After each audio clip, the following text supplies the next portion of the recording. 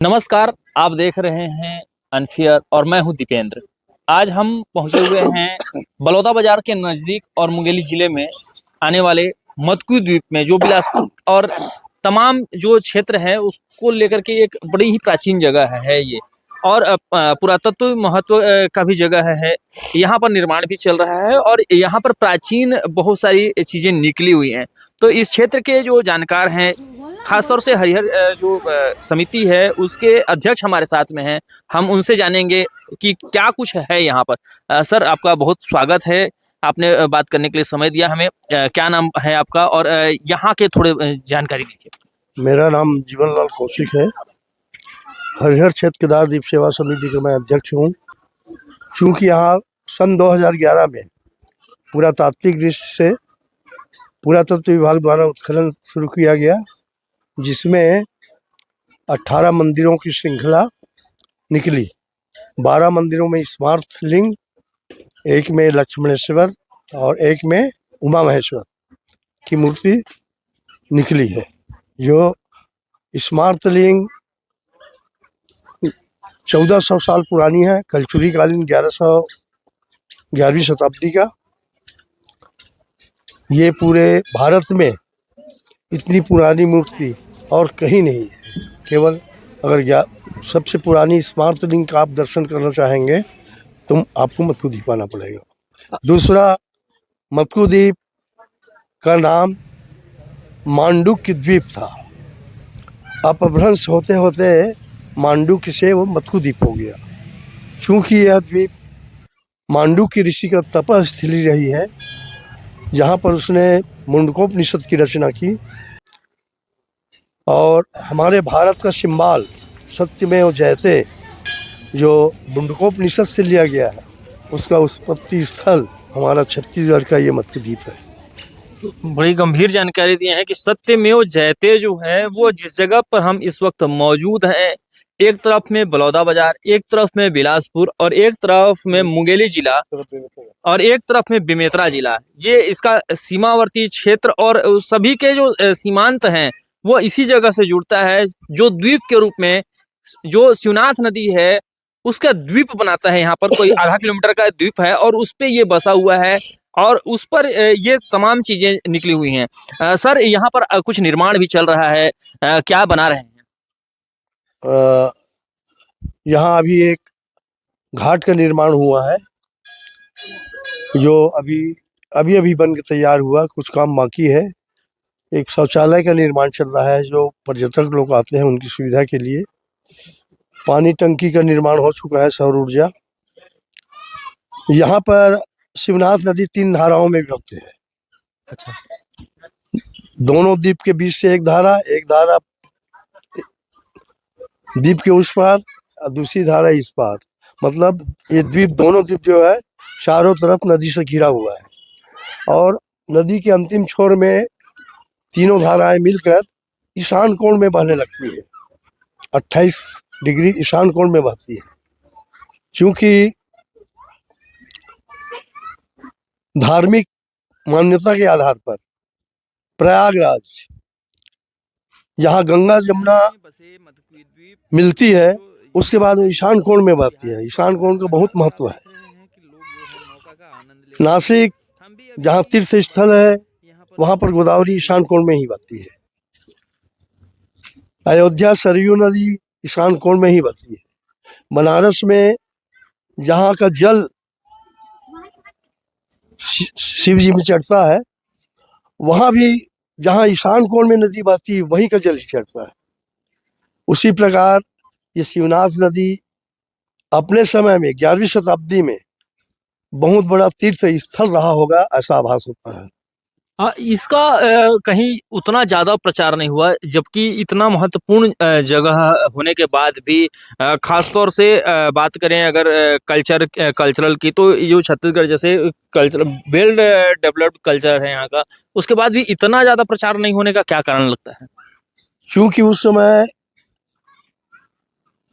शिक्षा विभाग में, एजुकेशन में भी बच्चों को केवल एक लाइन में ऐसा सामाजिक अध्ययन की पुस्तक में लिखा जाता था, मतकू द्वीप यहाँ क्रिश्चियन का मेला लगता है। उनका मेला 115 साल लिखते हैं उन लोग, बाकी हमारा तो ये 1400 साल पुरानी है। चूंकि ये राजनीतिक दृष्टिकोण कहिए या और कुछ भी कहिए, मतलब उस हिसाब से इनको उतना विकसित नहीं होने दिया गया। जबकि बहुत समृद्ध यहाँ की सारी चीजें हैं, कुछ हाँ। मंदिर का निर्माण भी चल रहा है। हाँ, ये अभी यहाँ गणेश मंदिर है अष्टभुजी नृत्य मुद्रा में, वो भी 11वीं शताब्दी का है। क्योंकि यहाँ राधा कृष्ण मंदिर है, धूमनाथेश्वर है, राम जानकी मंदिर है, संतोषी मंदिर है, राधा कृष्ण मंदिर है, मगर यहाँ उत्खनन में महिषासुर मर्दनी की एक मूर्ति निकली है जो वहाँ मंदिर में स्थापित है। तो ऐसा विचार आया कि सब मंदिर है मगर दुर्गा जी की मंदिर नहीं है, इसलिए जन सहयोग से अभी मंदिर निर्माण का काम प्रथम चरण में है, चल रहा है। मदकू द्वीप मांडूक ऋषि के ऊपर है, उनका एक जो प्रसिद्ध ग्रंथ है उसका भी यहीं पर संरचना हाँ, मांडूक ऋषि ने यही अपने मुंडकोपनिषद की रचना की थी।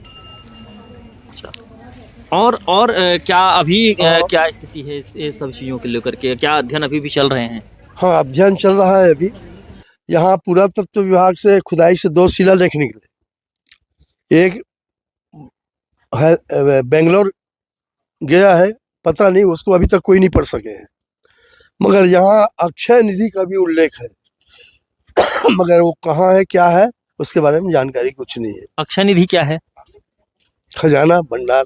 अच्छा, तो मतलब जो मदकू द्वीप है यहाँ पर कोई जगह पर कोई खजाना है, लेकिन उसका उल्लेख भी है कि हाँ, उसमें है, शिलालेख में उल्लेख। अच्छा, शिलालेख में उल्लेख है, बट उस जगह अभी तक खोज नहीं हो पाई है। नहीं हो पाई। तो क्या पुरातत्व विभाग जो है वो कुछ प्रयास कर रहे हैं यहाँ पर कुछ? फिलहाल ये उत्खनन के बाद और कोई प्रयास नहीं हो रहा और कोई खुदाई नहीं हुई? पर्यटन विभाग या बाकी दूसरे जो विभाग हैं, वन विभाग या किसी का यहाँ पर हस्तक्षेप जो यहाँ पर इसको और विकसित करने की दिशा में काम कर रहे हो? अभी माननीय हाई कोर्ट जज महोदय ने संज्ञान लिया और सभी विभागों को जारी किया कि आज तक अपने मदकू द्वीप के लिए क्या किया। तो अपने अपने स्तर पे उन लोग सब वहाँ अपना उत्तर प्रस्तुत कर रहे हैं। अभी जनवरी के तीसरे सप्ताह में माननीय न्यायाधीश महोदय यहाँ आने वाले हैं, साथ में उनके छत्तीसगढ़ शासन के सरकारी वकील भी रहेंगे, तो वो डिटेल जानकारी वो लेंगे। यहाँ किसी ने याचिका दायर की है या स्वतः संज्ञान लिए हुए? स्वतः संज्ञान लिए है। तो स्वतः हाई कोर्ट स्वतः संज्ञान ली है, क्या सरकार भी कभी संज्ञान लेने की कोशिश की?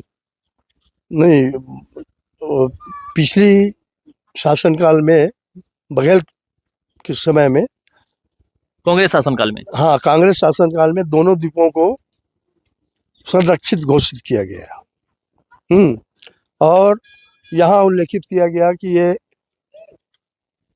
राधा कृष्ण मंदिर, शिव मंदिर और क्रिश्चियनों का जो चबूतरा बना है उधर, तो ओपन चर्च का नाम दिया गया, जबकि पूरे ऑल इंडिया में ओपन चर्च नाम का कोई चीज ही नहीं होता है। चर्च का मतलब घर होता है, जबकि ऐसा कुछ नहीं है।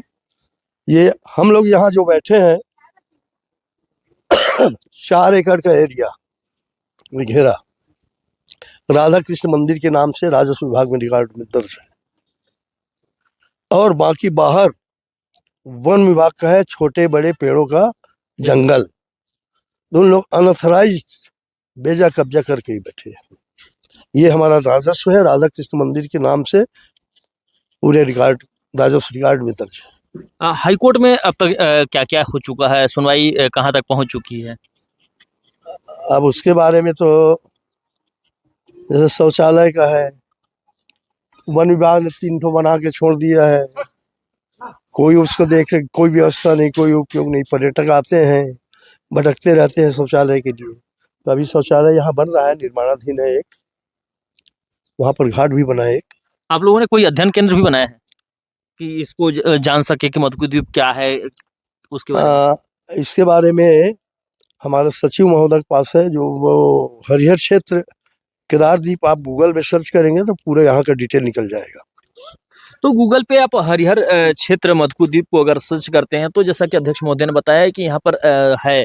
आपको बता दें कि पर्यावरण संरक्षण को लेकर के भी यहाँ पर काम हुआ है, लेकिन जो पर्यटक आ रहे हैं वो कुल मिलाकर के सिर्फ गंदगी फैला रहे हैं, हमने देखा है उस चीज हाँ। को।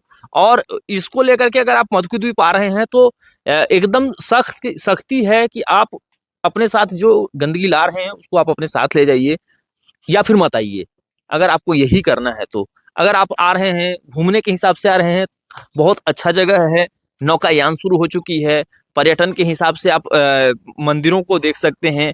और अगर आप परिवार के साथ में आ रहे हैं तो बहुत अच्छा जगह यहाँ पर है।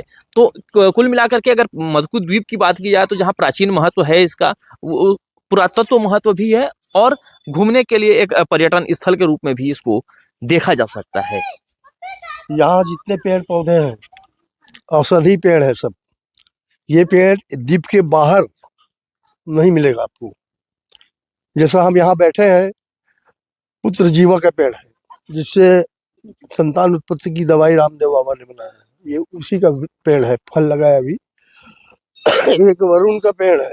हाँ, यहाँ पर एक बात हम चूक गए। यहाँ पर एक जानकारी में पढ़ रहा था तो जिसमें बताया गया कि यहाँ पर बड़ी संख्या में औषधीय पौधे यहाँ पर लगे हुए हैं। ये पुत्र जीवा का है, वरुण का है, थायराइड का रामबाण दवा है, पत्ता छाल दोनों। एक केवटी जड़ी है, ये सामने दिख रहा है वो इंद्र जौ का तो पेड़ इसको है। संरक्षित करने के लिए कोई काम हो रहा है? फिलहाल अभी तो आप लोग की समिति कोई काम कर रही हो? हमारी समिति है। हाँ। कुछ साल पहले जी। यहाँ वन विभाग द्वारा 3,500 के आसपास पौधे लगवाए गए थे। रुद्राक्ष का भी मैं देख रहा था कि रुद्राक्ष भी लगा। रुद्राक्ष से लगाए थे 21 पेड़ मंगा के, मगर वो बंदरों ने पूरा नष्ट कर दिया। और क्या होता है, यहाँ बहुत तेजी से ये जंगल कम हो रहा है, मैदान में बदल रहा है। अच्छा। उसका प्रमुख कारण अभी बरसात में जितने अभी पेड़ पौधे उगे हैं, अभी फरवरी में क्रिश्चियन लोगों का मेला लगेगा, तो पूरे द्वीप में उसको साफ करके तंबू तान के लेट्रिन, ओपन लेट्रिन बना के रहते हैं। तो जितने बरसात में नए पेड़ उगे रहते हैं वो सब समाप्त हो जाता है, नया पेड़ तैयार ही नहीं हो पा रहा। इसको लेकर के संरक्षण करने की जरूरत है, वन विभाग को सख्ती के साथ इसको कराने की जरूरत है। तो कुल मिलाकर के बात ये है कि यहाँ पर काम तो हो रहा है, लगातार आगे बढ़ भी रहा है। मधुकुद द्वीप का प्रचार प्रसार की थोड़ी कमी है, लेकिन जब यहाँ पर इन्फ्लुएंसर्स और बाकी लोग आएंगे तो उम्मीद की जा रही है कि ये भी जगह आगे बढ़ेगा।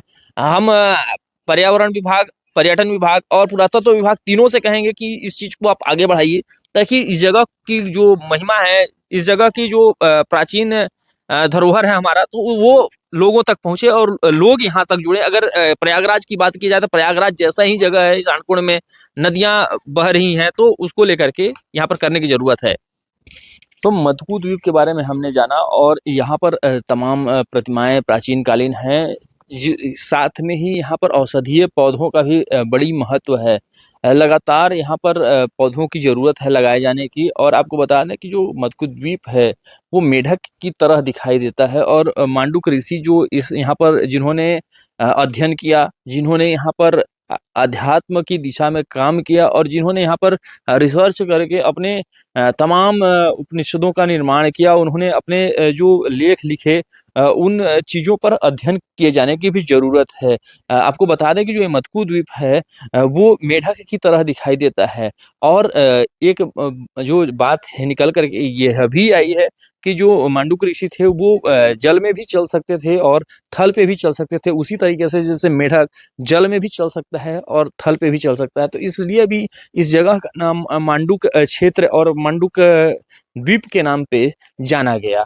तो आप हमारे साथ बने रहिए छत्तीसगढ़ के ऐसी ही कहानियों के लिए।